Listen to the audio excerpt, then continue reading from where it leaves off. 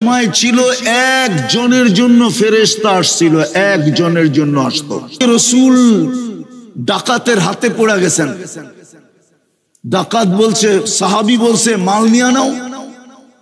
বলছে মাল তো নিবই, তোমাকেও জবাই করব, কেননা আমার ধর্ম শুধু মাল নেওয়া না।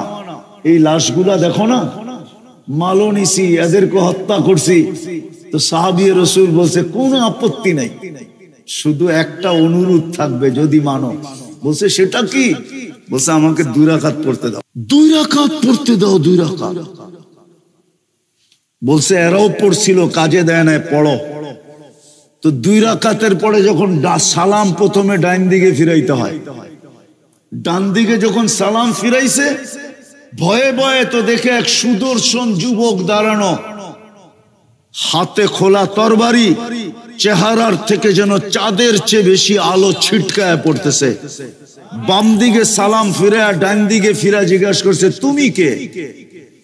তো ফেরেশতা হাসতেছিল আর বলতেছিল আশ্চর্যের বিষয়, ডাইকা আল্লাহ তুমি, আবার তুমি জিগাও তুমি কে? তুমি তো আমাকে ডাইকা আনলা। তো বললো কখন ডাইকা আনলাম? বলে তুমি যখন সেজদায় বলছিলা ইয়া মুগিস আগিসনি বলে যখন চিৎকার দিছ, সমস্ত আশ্বাসের ভিতরে ছুটাছুটি শুরু হয়ে গেছে। আর ফেরেশতা চিৎকার দিতেছিল আল্লাহ কোন বিপদগ্রস্তের আর্তনাদ, হুকুম দিতে দেরি, ঝাঁপায়া পড়তে দেরি করব না। তো আল্লাহ চতুর্থ আকাশ থেকে আমাকে নির্বাচিত করছে যে এতগুলা যেতে হবে না, একটা গেলেই চলবে। তো দ্বিতীয়বার যখন চিৎকার দিছ ইয়া মুগিস আগিসনি, তো আমি 4 আকাশ অতিক্রম করে ফেলছি।